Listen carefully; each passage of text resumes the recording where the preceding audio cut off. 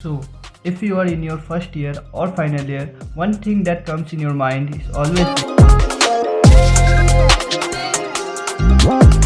first thing first. Before getting into web development, you must have to conquer the basic three pillars of web development, that are HTML, CSS, and JavaScript. You can learn it from free code camp. I will give the link in the description, and here you can check the whole video, right? So after getting a good grip over JavaScript, now it's time to learn React. For React, you must have to get a good knowledge over JavaScript. And I am giving a perfect video for that to learn React.js. Link of the video is in the description. You can check it out from there.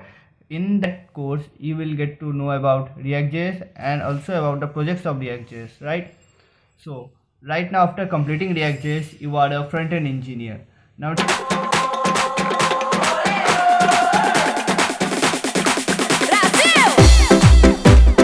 time to jump on to the backend part. Okay, for backend part there are many languages. One is Python. You can learn using JavaScript. You can learn Java. For Java we have Spring Boot. For JavaScript we have Node.js. For Python we have Django as well as Flask. I will prefer to go with Node.js because it is actually trending in the market and it is very easy to learn, and I use Node.js for backend. So once you have done with Node.js, once you have selected Node.js, now it's time to learn.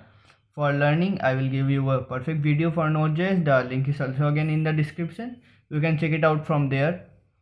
So after getting a good knowledge over Node.js, now you know backend and you also know frontend. So right now you are a frontend, you are a full stack developer. So